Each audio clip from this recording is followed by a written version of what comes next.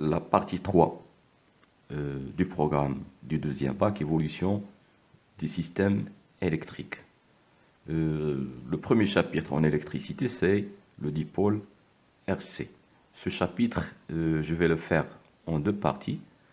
La première partie, je vais la consacrer au condensateur, capacité, association des condensateurs en série ou en parallèle.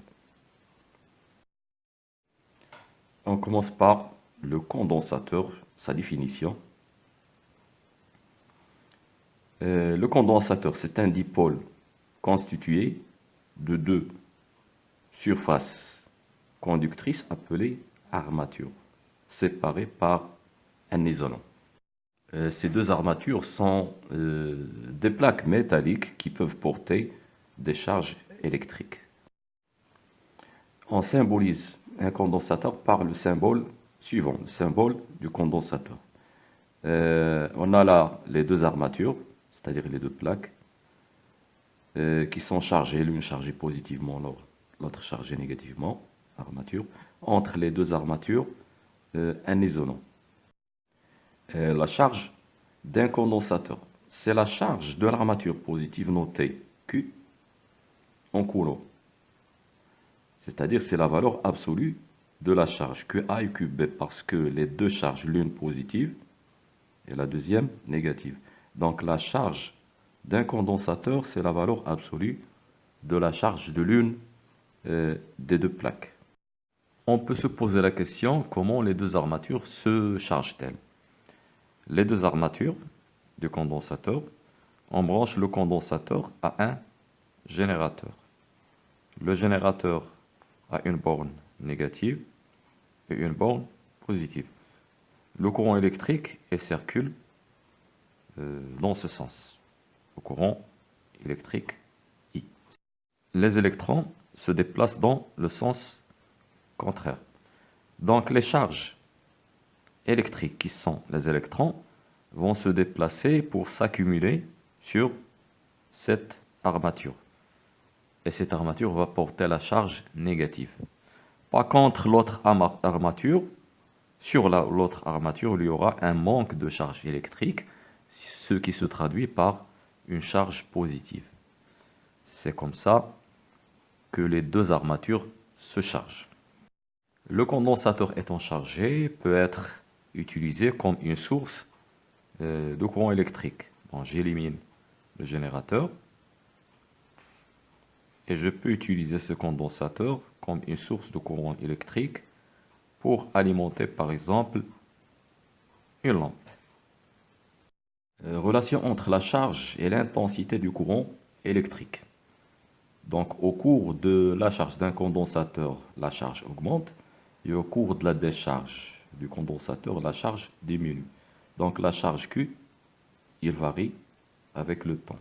L'intensité du courant électrique, I, est égale à dQ sur dt. Et on a deux cas au cours de la charge. Q augmente, c'est-à-dire dQ sur dt est supérieur à 0 et l'intensité du courant est positive. Au cours de la décharge, Q diminue, la dérivée de Q est inférieure à 0 et l'intensité du courant est négative. Troisièmement, relation entre la charge et la tension. Et c'est là qu'on va définir la capacité d'un condensateur. Pour arriver à la relation entre la charge et la tension, on passe par une étude expérimentale. Le circuit utilisé dans cette expérience comporte un générateur de courant. Un générateur de courant, c'est un générateur qui délivre un courant constant, I0. Sa valeur est de 80 microampères. Et il ne faut pas le confondre avec un générateur de tension qu'on représente de la manière suivante. Ce générateur qui est le générateur de tension, la tension entre ces bornes est constante. Donc c'est E qui est constante. Alors qu'un générateur de courant, c'est un générateur qui délivre un courant constant.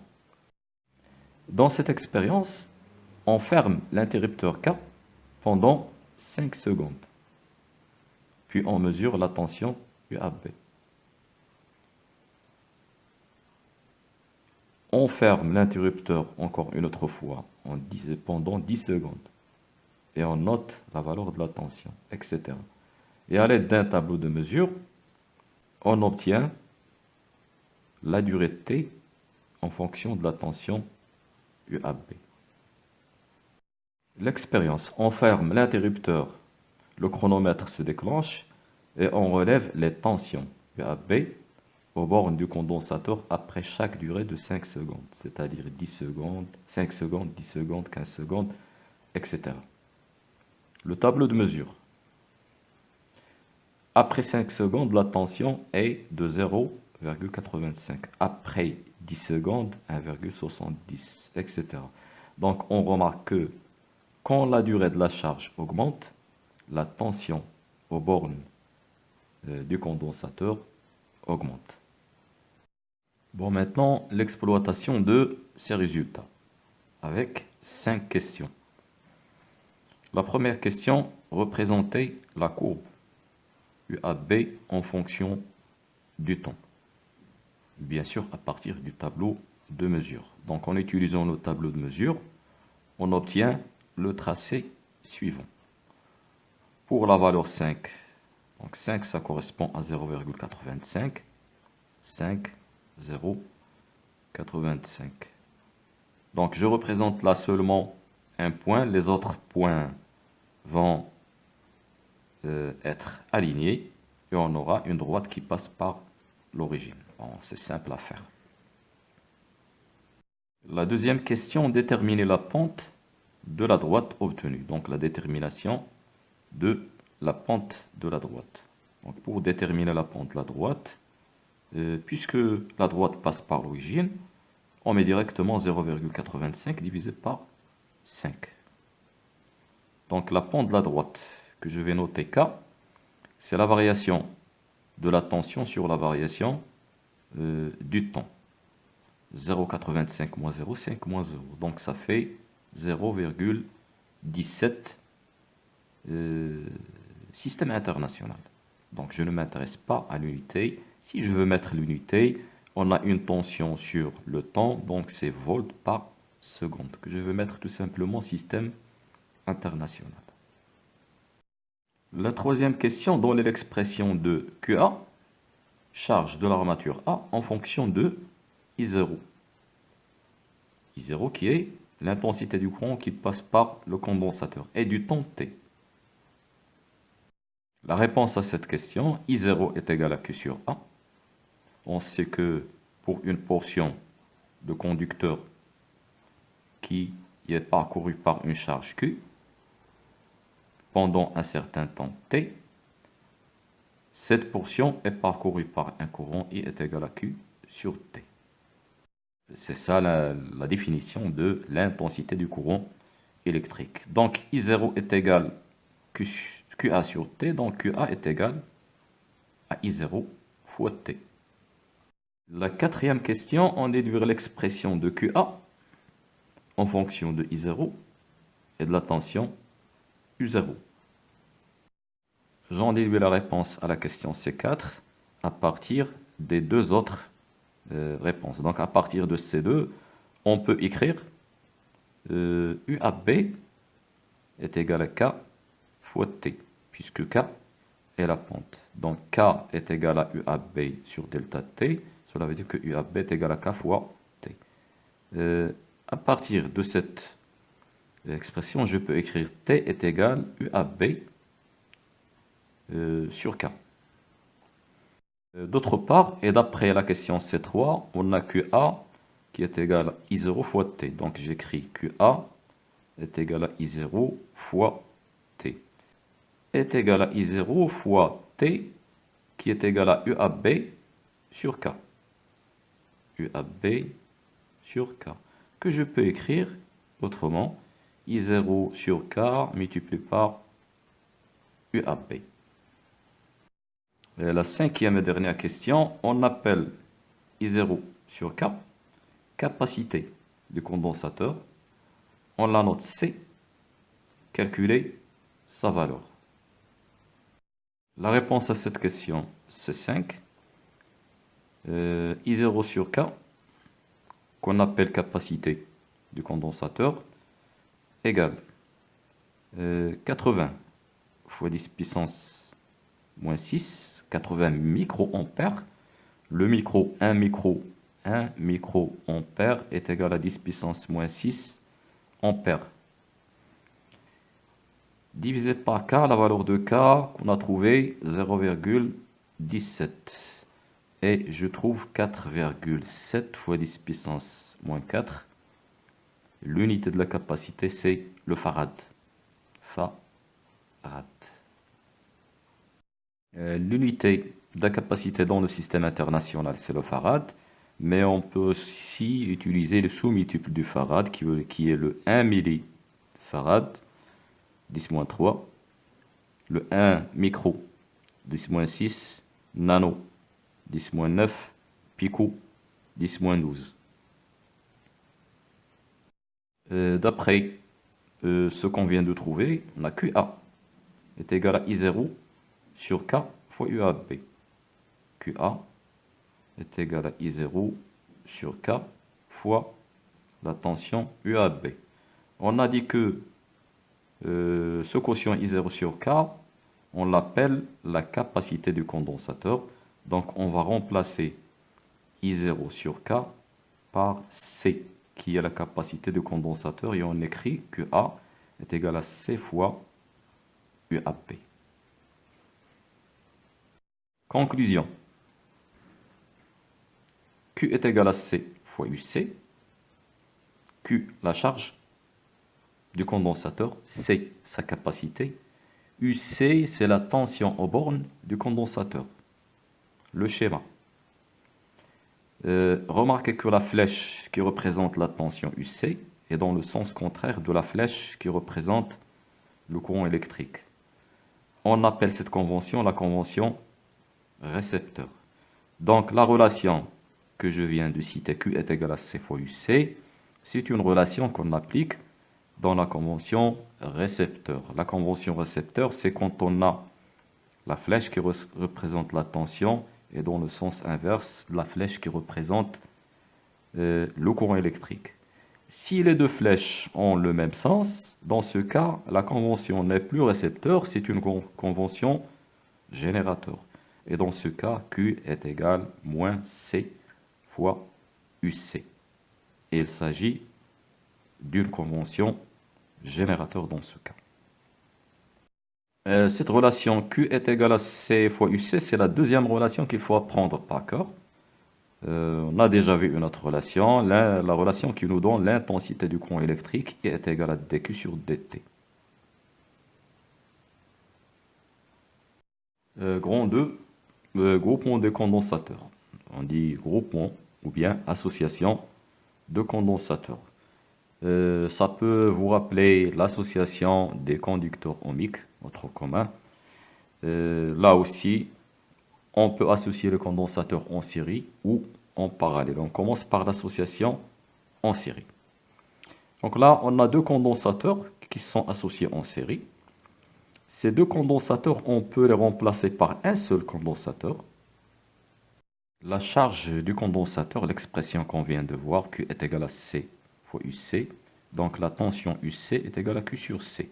Donc on remplace les tensions, ces tensions-là, on va les remplacer par charge sur capacité du condensateur. On utilise la loi d'additivité de tension. UAB est égal à UAD plus UDB. Donc d'après la loi d'additivité de tension, UAB est égal à UAD plus UBD. On remplace chaque tension par son expression. UAB, Q sur C. UAD, Q1 sur C1. UBD, Q2 sur C2. Et puisque les deux condensateurs sont parcourus par le même courant, ils ont et la même charge, c'est-à-dire Q1 est égal à Q2 qui est égal à Q. Et on peut simplifier avec la charge et on obtient l'expression finale 1 sur C est égal à 1 sur C1 plus 1 sur C2. Si on a n condensateurs en série, 1 sur C, avec C, la capacité du condensateur équivalent, est égal à 1 sur C1 plus 1 sur C2 plus jusqu'à 1 sur Cn. Il y a un cas particulier où on a des condensateurs identiques. Si les n condensateurs sont identiques à un condensateur de capacité C1, on va écrire 1 sur C est égal à 1 sur C1 n fois. C'est-à-dire 1 sur C est égal à n sur C1. C'est-à-dire C est égal à C1 sur n. Donc c'est un cas particulier où les condensateurs sont identiques. Maintenant, on peut se poser la question, quel est l'intérêt de cette association en série? Intérêt de l'association en série. Ce mode est utilisé pour diminuer la capacité tout en appliquant une grande tension qui peut ne pas être supportée par un condensateur tout seul. Donc si on a un condensateur avec une capacité trop petite, il ne peut pas supporter une grande tension. Donc si on a une grande tension, on peut baisser la valeur de la capacité en utilisant cette association en série. L'association en parallèle. On a deux condensateurs en parallèle. Ces deux condensateurs peuvent être remplacés par un seul condensateur. On cherche une relation entre la capacité C du condensateur équivalent et les capacités des deux condensateurs en parallèle. Le courant électrique qui arrive en E en A se divise en I1 et I2. Donc la charge électrique se divise elle aussi en Q1 et Q2. On peut écrire donc Q est égal à Q1 plus Q2. Je remplace Q par CUAB.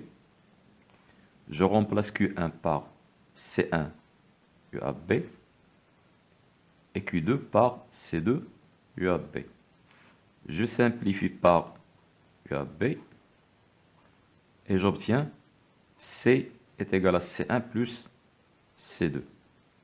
Donc la capacité du condensateur équivalent est égale à la somme des capacités des deux condensateurs en parallèle.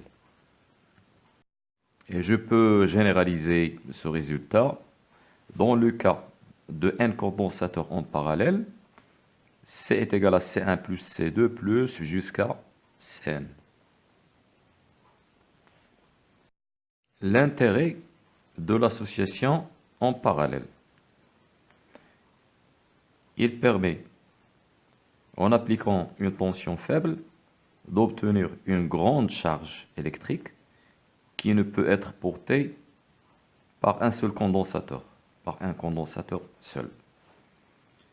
Donc l'intérêt, c'est d'obtenir une grande capacité en utilisant plusieurs condensateurs en parallèle.